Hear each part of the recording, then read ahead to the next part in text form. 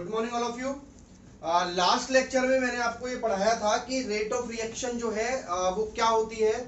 आज अपन chemical kinetics का lecture number 5 यहाँ पर बना रहे हैं। तो इसमें मैं इसकी स्टार्टिंग करना चाहता हूँ। पिछले लेक्चर में जो अपन ने पढ़ा था वो आपको कितना याद है उसका ही पता मुझे लग जाएगा। तो मैं यहाँ पर स्टार्ट कर रहा हूँ न्यूमेरिकल से। बहुत डिफरेंट टाइप का न्यूमेरिकल है, इसको भी आपको सीखना है, बहुत इंपॉर्टेंट है। देखिए क्वेश्चन है rate of reaction A plus 2B gives 3C. Clear? Increases 72 times when concentration of A is increased 3 times and that of B is increased 2 times. What is the order of the reaction? आपको reaction का order निकालना है और आपको पता है reaction का जो प्रेजेंटेशन आप लिखोगे वो कैसे लिखोगे। R इज इक्वल टू, यहाँ पर आप K लिखोगे और यहाँ पर आप लिखोगे A और यहाँ लिखोगे B और इसकी पावर x और इसकी पावर y। ठीक है। और ऑर्डर ऑफ द रिएक्शन क्या होगा? ऑर्डर ऑफ रिएक्शन क्या होगा? ऑर्डर ऑफ रिएक्शन होगा x प्लस y। तो now we have to find x and y and we have to add them and that the order of the reaction. तो अपन सबसे पहले बात करते हैं कि आपसे कह रहा है कि भाई r is equal to k a की पावर x प्लस b की पावर इंटू बी की पावर वाई है। किसी के दिमाग में ये तो नहीं आ रहा है ना कि सर a की पावर 1 लिख दो, b की पावर y है तो 2 लिख दो, यहाँ पर 2 नहीं। मैंने आपको बोला था ना रिएक्शन देख के ऑर्डर का पता लगाया नहीं जा सकता। This is the experimental theory. ये एक्सपेरिमेंट के थ्रू ही पता लग सकता है इस चीज का। तो अब कह रहा है कि रिएक्शन की जो रेट है वो 72 टाइम्स इंक्रीज हो गई। तो 70 ये r है तो नेक्स्ट टाइम क्या हो गई? 72 r हो गई। समझ में आई बात? भाई इस टाइम r है तो बाद में क्या हो गई? 72 इंटू r। कब? अब कांस्टेंट तो कभी चेंज होता नहीं है, वो तो k ही रहेगा।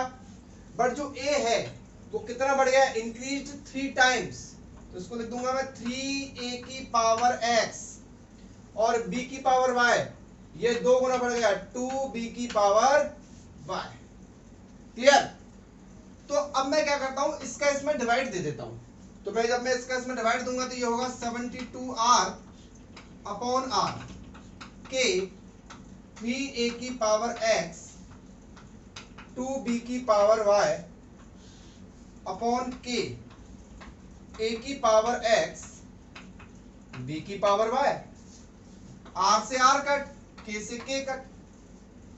अब यहां पर ये क्या हो गया बच्चों? ये बचा यहां पर 72 और यहां क्या बचा? देखो यहां बचा 3 की पावर x इंटू a की पावर x। बोलो सही बात है यानी 3 की पावर x और a की पावर x। यहां बचा 2 की पावर y इंटू b की पावर y अपॉन a की पावर x और b की पावर y। a की पावर x से a की पावर x कट जाएगा और b की पावर y से b की पावर y कट जाएगा। क्लियर? अब यहां पर ये बचा 72 और यहां बचा 3 की पावर x और 2 की पावर y। अब इस चीज को कैसे सॉल्व किया जाए? तो देखिए ऐसी चीजों को सॉल्व करने के लिए अपन करते हैं कंपैरिजन। अगर लेकिन हाँ देखो एक चीज समझो कि 3 की पावर x प्लस 2 की पावर y होता तो कंपैरिजन से क्वेश्चन सॉल्व नहीं होता। लेकिन अगर मल्टीप्लाई में है तो कंपैरिजन किया जा सकता है। अगर ये प्लस में होता ना तो हम लॉग लेके सॉल्व करते हैं इसको। ऐसी चीज कभी जब आगे आएगी तो मैं आपको समझाऊंगा कैसे। बट बाकी का अभी मल्टीप्लाई है तो आपको लॉग लेने की जरूरत नहीं है। केवल ओनली कंपैरिजन के थ्रू आप इसको सॉल्व कर सकते हैं। कैसे? देखिए 72 जो है इस 72 को ब्रेक कर लीजिए और ब्रेक ऐसे करिए कि 3 और 2 की टर्म्स में ब्रेक हो। तो मैं लिख देता हूं इसको 9 इंटू 8। क्या लिख देता हूं बच्चों? 9 इंटू 8 और ये हो जाएगा इधर 3 की पावर x इंटू 2 की पावर y। क्लियर? अब 9 को लिख सकता हूं मैं 3 की पावर 2 और 8 को लिख सकता हूं 2 की power 3। Clear? Is equal to 3 की पावर x इंटू 2 की पावर y। अब आप कंपेयर अगर आप करोगे दोनों तरफ, दोनों साइड्स को अगर कंपेयर करोगे तो यहाँ 3 की पावर 2 है, यहाँ 3 की पावर x है। तो x की वैल्यू कितनी हो गई बच्चों? x की वैल्यू हो गई यहाँ पर 2 और 2 की पावर y है, 2 की पावर 3 है तो y की वैल्यू क्या हो गई? 3। तो बताइए ऑर्डर क्या हो गया? ऑर्डर हो गया 2 प्लस 3। ऑर्डर हो गया 2 प्लस 3 यानी कि इस रिएक्शन का ऑर्डर हो गया 2 प्लस 3 यानी कि 5। तो इस तरह के क्वेश्चंस भी कंपटीशन एग्जाम्स में पूछे जा सकते हैं या फिर आपके बोर्ड एग्जाम्स के अंदर भी पूछे जा सकते हैं। ये था हमारे पिछले लेक्चर में जो मैंने आपको पढ़ाया था उसका एक क्विक रिवीजन मैंने यहाँ पर करवाया था। अब हम चैप्टर को थोड़ा सा आगे बढ़ाते हैं और आज का हमारा टॉपिक होने वाला है कोलिजन थ्योरी ऑफ रिएक्शन। हाँ, तो अपन अब बात करते हैं कॉलिजन थ्योरी ऑफ रिएक्शन के बारे में। देखिए कॉलिजन थ्योरी ऑफ रिएक्शन को अभी क्या होती है वो तो मैं आपको समझाऊंगा, collision theory of reaction. But collision theory of reaction को जो इन्वेंट करने वाले, जो देने वाले साइंटिस्ट का नाम है मैक्स स्ट्रॉट्स एंड विलियम लुइस। इन्होंने 1916 और 18 के बीच में कॉलिजन थ्योरी को डिस्कवर करके बहुत सारे एक्सपेरिमेंटल रिजल्ट्स के आधार पे दिया था। लेकिन अब कॉलिजन थ्योरी क्या होती है वो मैं आपको थोड़ी सी हिंट दे देता हूं, उसके बाद अपन आगे बढ़ेंगे। एक्चुअल में क्या है कॉलिजन थ्योरी के अंदर, क्या है कि जब भी कोई भी रिएक्शन होती है तो मैक्स स्ट्रॉट और विलियम लुइस ने बताया कि हर एक एटम को, हर एक मॉलिक्यूल को एक स्पेयर कंसीडर किया जाए, एज अ स्पेयर कंसीडर किया जाए। और ये बोला उन्होंने कि जैसे स्पेयर आपस में टकराते हैं उसी तरीके से एटम आपस में टकराते हैं और फिर जाके एक प्रोडक्ट बन जाता है। यानी कि उन्होंने क्या बताया कि जब भी कोई भी केमिकल रिएक्शन होती है तो उसमें एटम्स के बीच में कॉलिजन होता है, एटम के बीच में टक्कर होती है और उस टक्कर से एक नया प्रोडक्ट सामने बनके आ जाता है। चलिए ये तो बात हुई कॉलिजन थ्योरी क्या होती है, लेकिन अभी कॉलिजन थ्योरी कैसे होती है और कॉलिजन थ्योरी कितनी होती है वो अपन पढ़ने वाले हैं। लेकिन उससे पहले आपको कॉलिजन थ्योरी पढ़ने से पहले एक चीज आपको बहुत अच्छे से समझ में आनी चाहिए जिसका नाम है एक्टिवेशन एनर्जी। इस चैप्टर में एक्टिवेशन एनर्जी और आगे आने वाली है, लेकिन अभी कॉलिजन थ्योरी समझने के लिए आप इस एक्टिवेशन एनर्जी को समझिए। क्या होती है एक्टिवेशन एनर्जी, इसको अपन डिनोट करते हैं ई ए से। ई कैपिटल आएगा, ए स्मॉल आएगा, ठीक है। तो एक्टिवेशन एनर्जी क्या होती है, देखिए एक्टिवेशन एनर्जी का मतलब क्या होता है, जैसे मान लो कि ए एक रिएक्टेंट है और बी एक रिएक्टेंट है, क्लियर है। अब इनसे एक प्रोडक्ट बना और उस प्रोडक्ट का नाम है सी। ये रिएक्टेंट है और ये प्रोडक्ट है, क्लियर। अब ये रिएक्शन वास्तव में हुई कैसे, देखो पहले क्या हुआ, a प्लस बी से एक, यहां ले लेते हैं, a प्लस बी से बना ए बी। क्या बना, ए बी बना। ये जो ए बी है इसको बोला जाता है एक्टिवेटेड कॉम्प्लेक्स।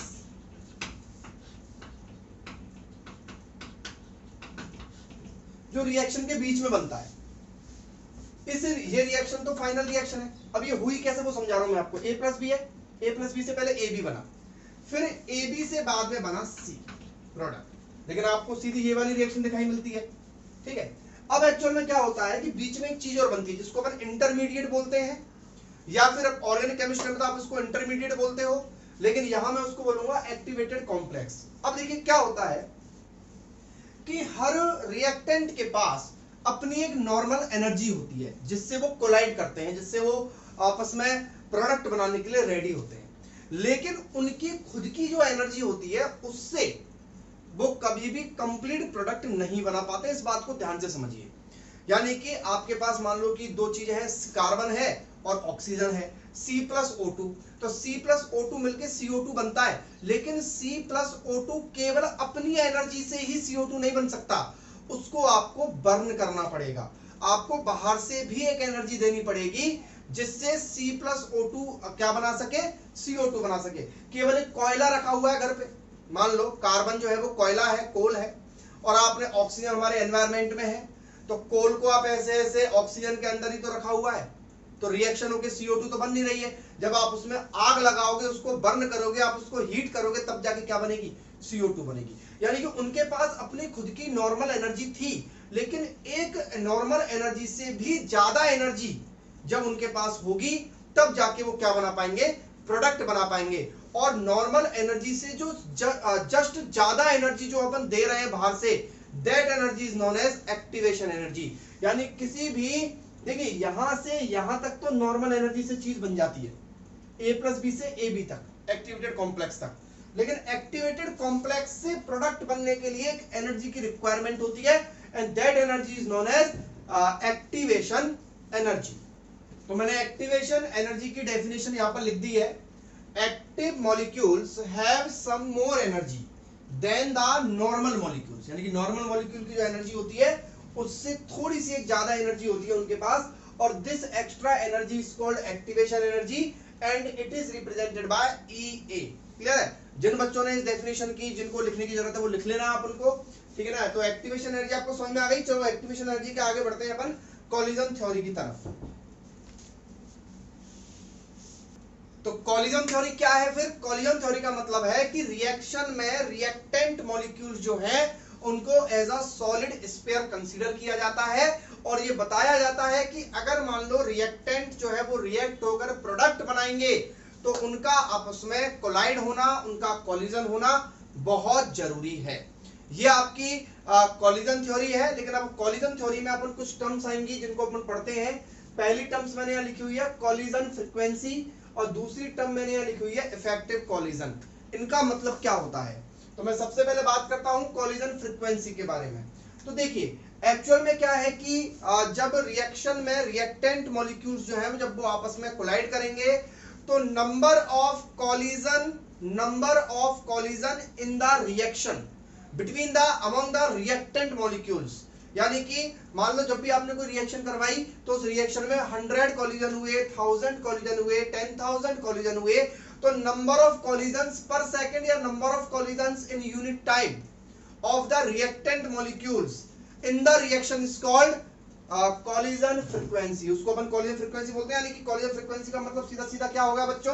कॉलिजन फ्रीक्वेंसी का मतलब हो गया नंबर ऑफ कॉलिजन्स। ठीक है, ये तो बात हुई अपने आज कॉलिजन फ्रीक्वेंसी क्या होती है। लेकिन अब अपन बात करेंगे देखिए जितने भी कॉलिजन, मान लो कि जैसे 1000 कॉलिजन जो है वो रिएक्शन के अंदर हुए, ठीक है, तो 1000 कॉलिजन जो रिएक्शन के अंदर हुए उसमें ये जरूरी नहीं है, ये बिल्कुल मस्ट नहीं है कि 1000 कॉलिजन जो है वो सारे के सारे कॉलिजन इफेक्टिव होंगे। यानी कि जरूरी नहीं है कि वो सारे के सारे कॉलिजन जो है वो प्रोडक्ट बनाने वाले ही होंगे। उसमें से कुछ कॉलिजन यानी कि 100, 150, 200 कॉलिजन ऐसे भी हो सकते हैं जिनका कॉलिजन तो होगा लेकिन प्रॉपर ओरिएंटेशन में ना होने से, मैं भी समझाऊंगा मैं आपको प्रॉपर ओरिएंटेशन में किसको बोल रहा हूं यहाँ पे, लेकिन वो कॉलिजन जो होगा जो 100, 150 मॉलिक्यूल्स का कॉलिजन जो होगा, जैसे C+O2 की बात कर रहे हैं अपन, तो कार्बन के बहुत सारे मॉलिक्यूल्स हैं, एक कोल है उसमें कितने सारे मॉलिक्यूल्स आप जानते हो, कार्बन के 12 ग्राम के अंदर 6.023 × 10⁻23 मॉलिक्यूल्स प्रेजेंट होते हैं। अब मान लो कि कार्बन आपने ले लिया 100-200 ग्राम कार्बन ले लिया, उसमें ऑक्सीजन आपने मिलाई और CO2 बन रहा है, तो कार्बन के मॉलिक्यूल्स और ऑक्सीजन के मॉलिक्यूल्स आपस में क्या करेंगे? आपस में कोलाइड करेंगे। आपस में कोलाइड करेंगे तो बहुत सारे कॉलिजन्स होंगे, लेकिन जैसे मान लो 1000 कॉलिजन हुए, लेकिन 1000 कॉलिजन में से ये जरूरी नहीं है कि वो सारे के सारे कॉलिजन जो है वो प्रोडक्ट बनाने के काम आएंगे। उसमें से ये हो सकता है कि 100-200 कॉलिजन जो है वो वेस्ट चले जाए, एक प्रॉपर तरीके से वो कॉलिजन ना हो जिससे वो प्रोडक्ट बनाने वाले कॉलिजन ना कहलाए।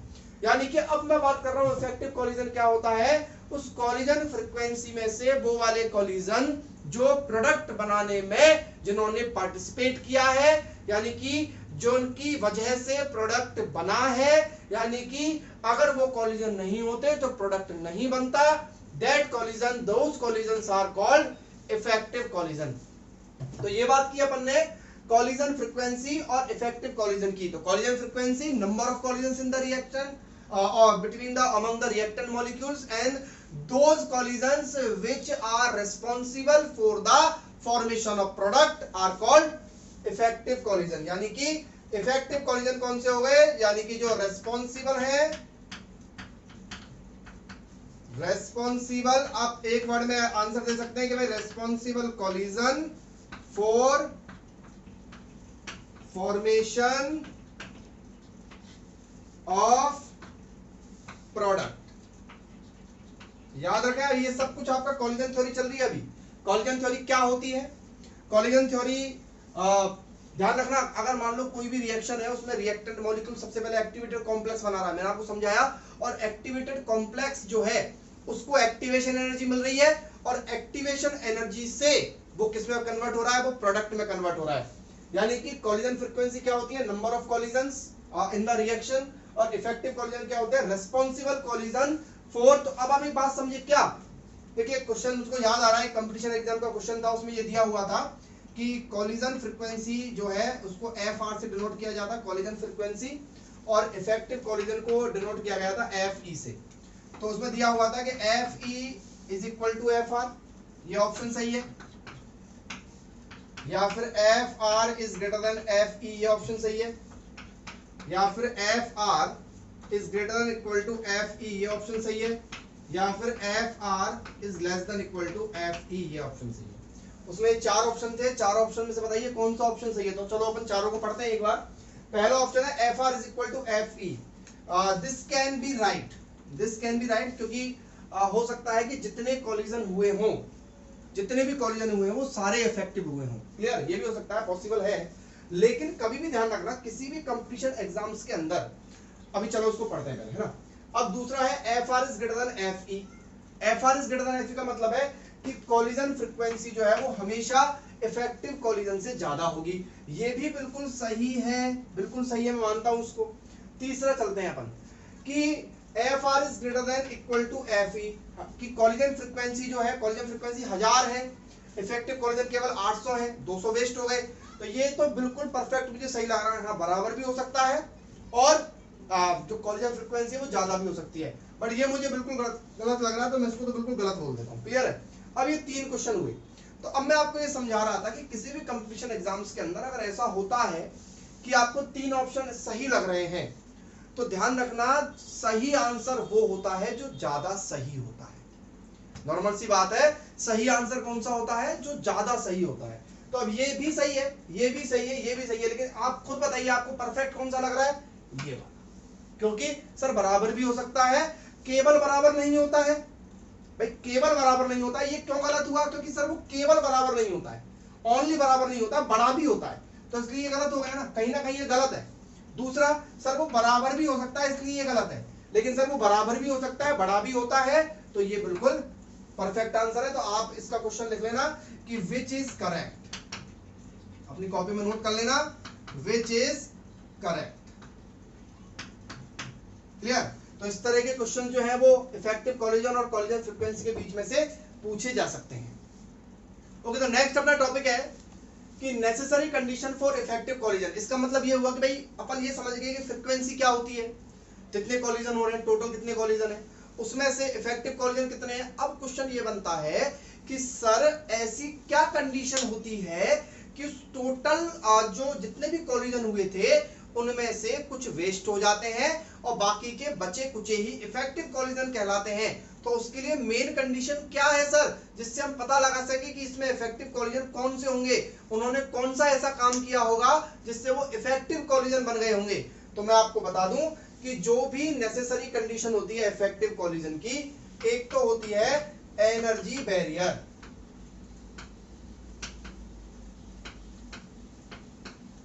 एनर्जी बैरियर, और सेकंड होती है प्रॉपर ओरिएंटेशन।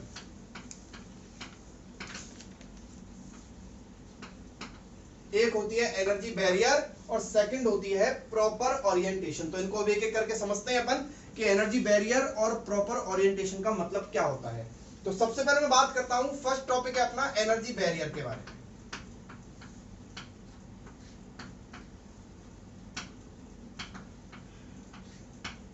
देखिए, एनर्जी बैरियर का मतलब सीधा साधा सा ये हो गया कि जैसे मान लो मैंने आपको समझाया था कि भाई ए प्लस बी से पहले ए बी बनेगा और फिर ए बी से क्या बनेगा। तो नॉर्मल सी बात है, आप बहुत सारे कॉलिजन हुए, अब जरूरी नहीं है कि सारे कॉलिजन्स को जितनी एक्टिवेशन एनर्जी रिक्वायर्ड है उतनी एक्टिवेशन एनर्जी मिल जाए बाहर से।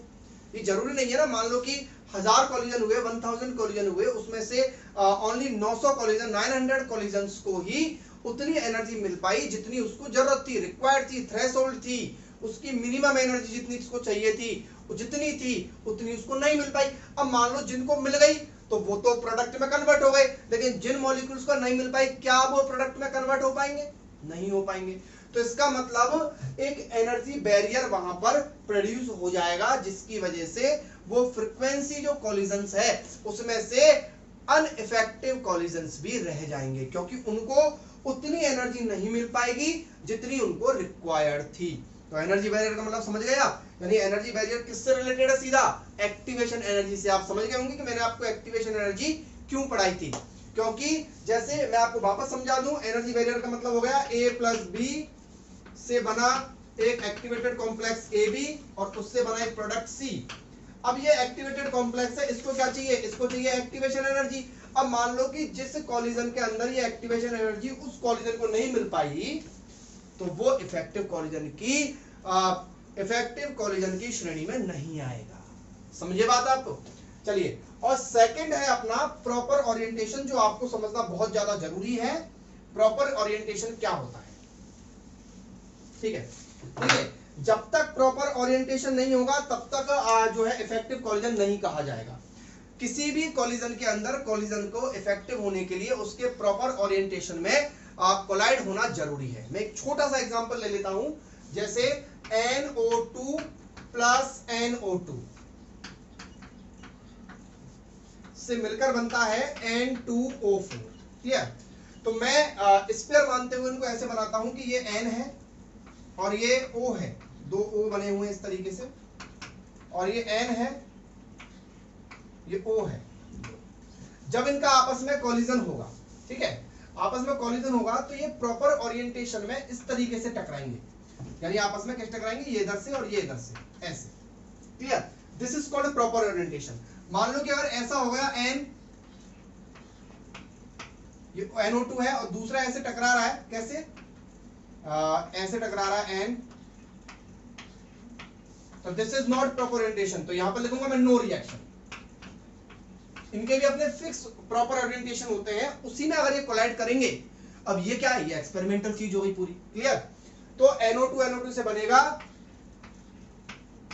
आपको इतना ज्यादा इसमें टेंशन लेने की जरूरत नहीं है। प्रॉपर ओरिएंटेशन आपसे नहीं पूछा जाएगा एग्जाम के अंदर कि इसका प्रॉपर ओरिएंटेशन क्या है, बट लेकिन आपको इतना समझना पड़ेगा कि अगर कोई इफेक्टिव कॉलिजन नहीं बना तो वो क्यों नहीं बना, या तो उसमें कोई एनर्जी बैरियर रहा होगा, या फिर उसमें क्या रहा होगा, प्रॉपर ओरिएंटेशन के अंदर उसमें कॉलिजन नहीं हो पाया होगा, इसलिए वो इफेक्टिव कॉलिजन नहीं बन पाया होगा।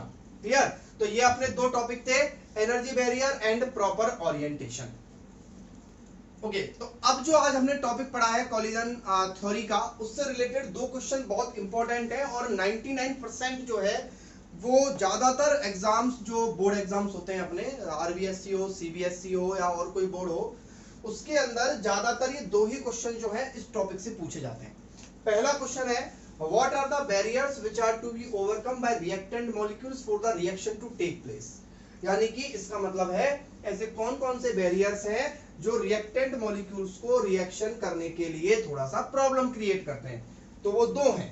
पहला आंसर क्या होगा इसका, उसको आपको डिटेल में लिख देना है, मैं समझा देता हूं। पहला है एनर्जी बैरियर,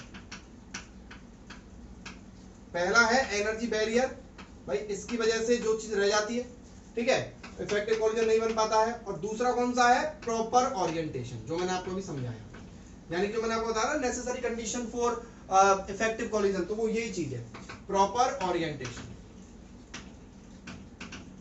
क्लियर? और दूसरा क्वेश्चन है, what do you mean by effective collision. Effective collision क्या होता है? इफेक्टिव कॉलिजन नॉर्मल सी बात है, वो होते हैं जिसमें ये और ये ना हो, यानी कि एनर्जी बैरियर ना हो और प्रॉपर ओरिएंटेशन हो।